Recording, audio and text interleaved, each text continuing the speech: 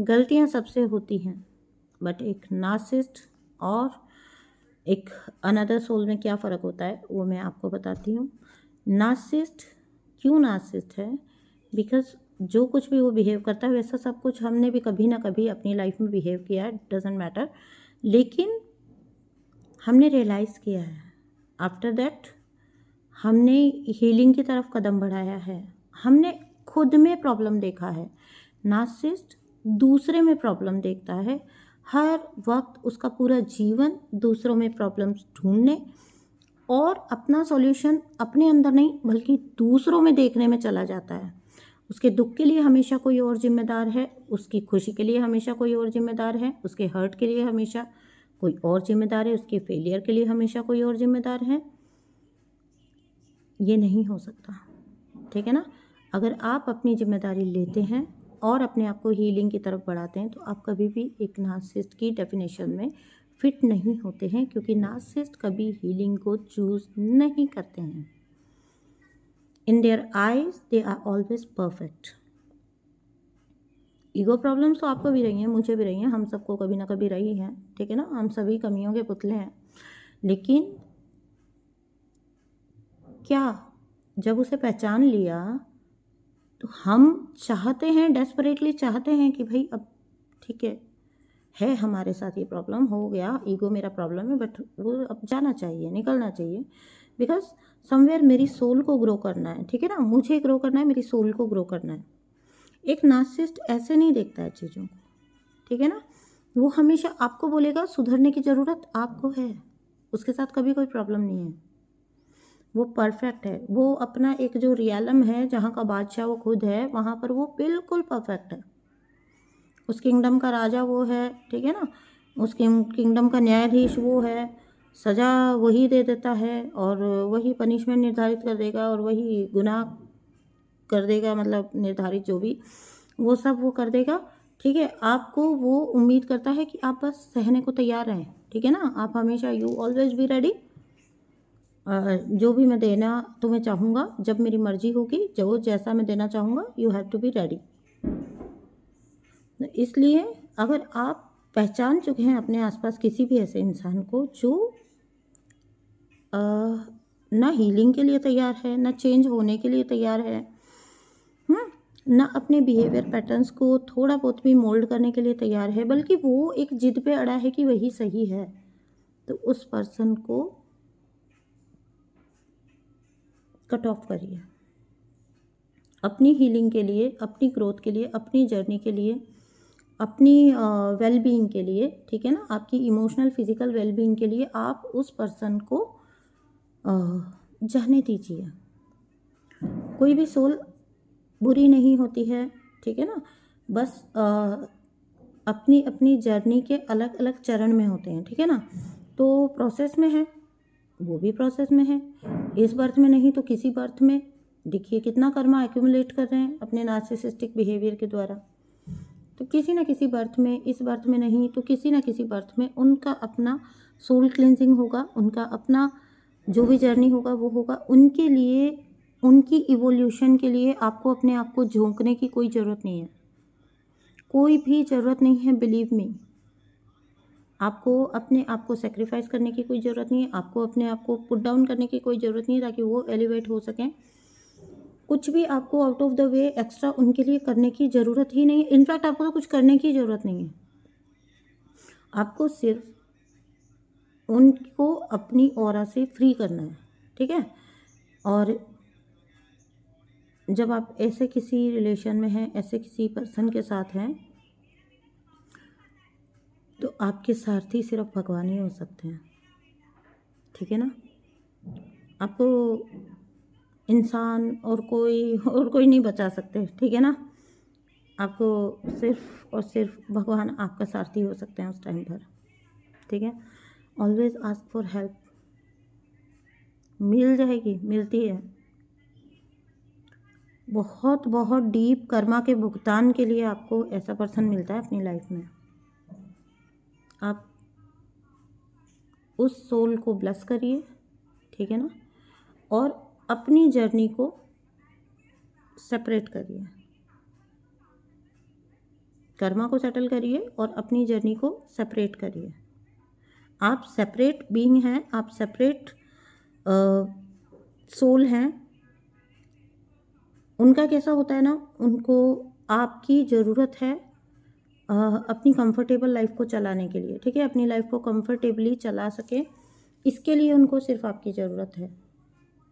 अगर कोई आपकी लाइफ में रहना चाहता है, आउट ऑफ लव रहना चाहे, आउट ऑफ कंसर्न, मतलब आपके जैसे आपके साथ एक लविंग रिलेशनशिप शेयर करने के लिए रहना चाहे, तो उसके रहने का मतलब है ना, वहाँ कुछ शेयरिंग बनता है, but no need to carry this burden,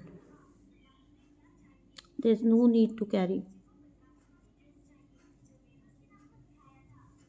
अपने आप को पहचानिए, ठीक है ना, अपनी सोल की क्लिनजिंग और अपनी खुद की हीलिंग पर फोकस्ड हो जाइए, बजाय किसी और सोल के लिए कुछ अच्छा मैं कर सकूं, किसी और सोल को मैं अवेकन कर सकूं, इसको शायद मैं थोड़ी जानकारी दे सकूं। उसका टाइम नहीं आया तो आप उसको जानकारी नहीं दे पाओगे।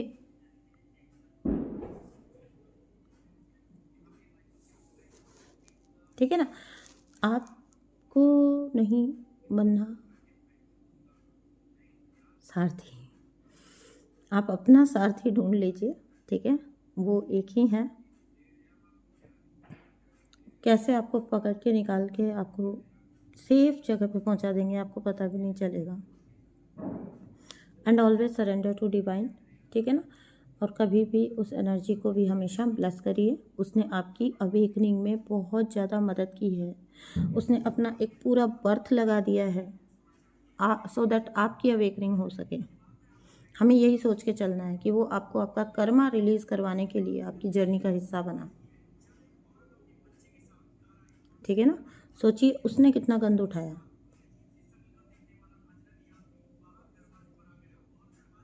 ऑलवेज ब्लेस हिम, हर जो भी है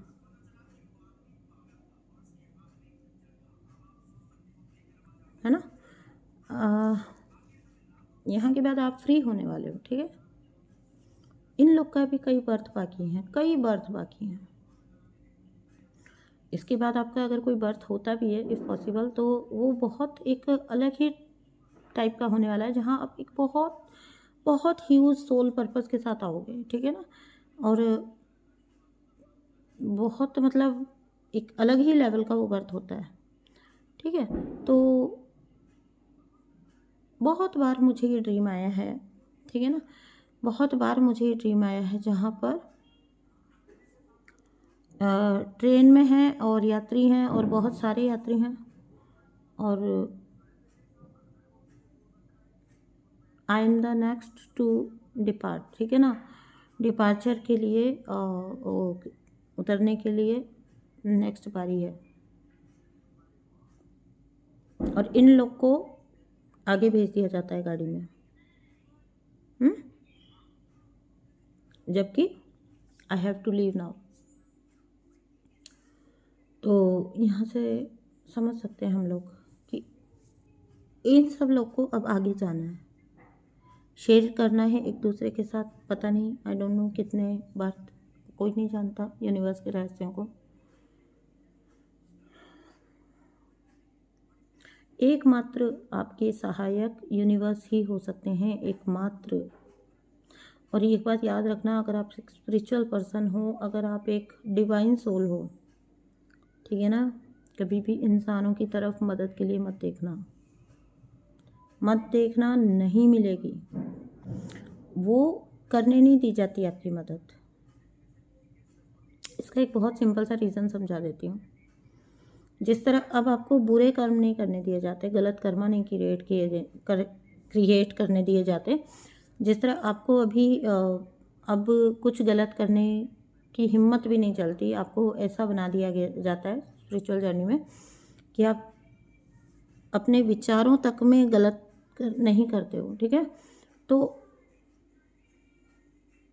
बैड कर्मा नॉट अलाउड, है ना। नाउ किसी भी तरह का कर्मा क्रिएट करना अलाउड नहीं है, क्योंकि आपको फ्री किया जाएगा ना, आपको इसे नए कर्मा में फंसा देंगे, फिर आप किसी और के साथ आओगे। इसलिए आपको हेल्प भी यूनिवर्स करेंगे, आपकी एंजल्स करेंगी, कभी भी इंसानों से हेल्प मत मांगना, आपको नहीं मिल पाएगी, आपको प्रोवाइड नहीं की जाएगी, क्योंकि वहाँ भी आपका गुड कर्मा बन जाएगा, फिर गुड कर्मा के लिए आना पड़ेगा उनके साथ। हाँ, तो गुड कर्मा भी आपको नहीं बनाने दिया जाएगा। और समझो आप बहुत फंसे हुए हो, बहुत फंसे हुए हो, है ना, वहाँ पे आपने किसी को मदद मांगी है और वो मदद टाइमली हेल्प आपको मिल गई, मान लीजिए उस पर्सन ने बड़ा आपको हेल्प कर दिया आउट ऑफ द वे जाके, कितना हाई लेवल का गुड कर्मा बन गया आपका उसके साथ, जो आपको कभी ना कभी ज़रूर पे ऑफ करना पड़ेगा और उससे कई कई गुना करना पड़ेगा, ये भी आपको पता है, ठीक है ना। तो उसके लिए आप उस सोल के साथ अटक गए, अच्छे रूप में सही, पर आप उसके साथ आगे आपको प्रोसीड करना पड़ेगा। तो हमारे तो चक्कर ख़त्म किए जा रहे हैं, हमारे चक्कर अब थोड़ी ना आगे कैरी ऑन करवाए जाएंगे कि नए चलो ठीक है बनाओ। और ये सब लोग जितने आपको दिखते हैं कि सब एक दूसरे के लिए खड़े होते हैं, सब एक दूसरे के लिए बोलते हैं, सब एक दूसरे को इतना मोटिवेट करते हैं, मतलब हेल्प करते हैं, क्यों कर रहे हैं? क्योंकि उनको तो अभी कई बर्थ बाकी हैं, उनको उधर जाना है साथ में, वो तो चुका लेंगे, वो कहीं ना कहीं आपस में एक दूसरे के सोलमेट बन के आ जाएंगे, एक दूसरे को कैसे भी करके वो हेल्प कर लेंगे, कैसे भी करके वो, समझो इस बात को, ठीक है ना। तो अगर आपको हेल्प भी नहीं मिलती है ना, तो इसमें उन लोगों की गलती नहीं है, यूनिवर्स नहीं करने दे रहे उनको ये चीज़, ठीक है ना। तो हाँ, आपकी हेल्प वो लोग करेंगे जिनकी पास्ट में आपने कभी हेल्प की है। हेल्प तो आपको भी मिलेगी, ऐसा नहीं है कि कभी भी आपको कुछ मिलेगा ही नहीं, मिल जाएगी कभी ना कभी आपको भी किसी रूप में। एक तो पहली बात, बहुत बड़े मैटर में हेल्प नहीं होगी आपको, यूनिवर्स ही करेंगे ओनली हेल्प, ठीक है। इंसानी मदद आपको अगर मिलती है तो वो उस रूप में मिलती है, अगर आपने पास्ट में या पास्ट किसी लाइफ टाइम में कुछ उस पर्सन के साथ बहुत अच्छा किया था, आउट ऑफ द वे जाकर ऐसा कुछ किया था जो कि अब वो आपको पे ऑफ करेगा, अंडरस्टैंड। तो इसलिए कोई भी नया कर्मा आपको नहीं बनाने दिया जाएगा। और याद रखिए, आप कभी भी अगर कितना ही स्ट्रॉन्ग कार्मिक हो, जो बिल्कुल इम्पॉसिबल लगता हो ना आपको रिलीज़ होना, लेकिन याद रखिए हर बंधन आज़ाद होने के लिए ही होता है। बस वो जो होता है ना, कभी कभी गांठ, बहुत घुली हुई गांठ होती है हमारी, ऐसे बोलते हैं घुली हुई गांठ है, मतलब पक्के पे लग गई है ना, तो उसको बहुत ध्यान से खोलना पड़ता है, ऐसे नहीं खुल जाती कैजुअली, तो और अगर आप उसको ऐसे खींच दोगे तो और उलझ जाएगी, उसके साथ खींचतान करोगे आप तो वो तो और उलझ जाएगी, और उसको आप बिल्कुल आराम से तसल्ली से देख देख के करोगे ना, वो गांठ ऐसे ऐसे करके, कभी कभी कभी होता है ना डबल ट्रिपल गांठ लग गई तो सुलझ जाती है। तो गांठों को सुलझाने की जर्नी है, उलझाने की जर्नी है ही नहीं। जो कोई भी स्पिरिचुअल अवेकन हो गया है, स्पिरिचुअलिटी में आ गया है, वो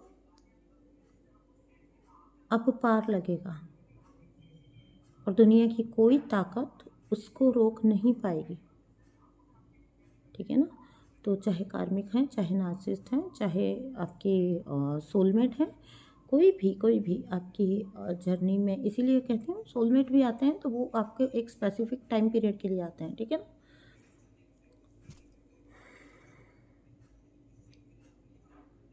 अपनी जर्नी में अगर आपने एकमात्र किसी का हाथ पकड़ना है तो वो है डिवाइन, बस उनका हाथ पकड़ लीजिए, है ना, और चलते चलिए जहाँ ले जाएं। बस ये सोच लीजिए डिवाइन इधर लेके जा रहे हैं तो ये ठीक ही होगा, मेरे लिए अच्छा है। और अपनी हर प्रेयर में बोलते रहिए, भगवान मेरे लिए सबसे अच्छा कर दो, मेरे लिए बेस्ट कर दो। और ये तो आपको पता ही है कि प्रेयर कब मैनिफेस्ट होती है, जब कनेक्शन उस लेवल का होता है,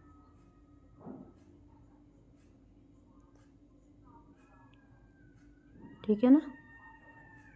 कनेक्शन बिठाओ अपने यूनिवर्स के साथ।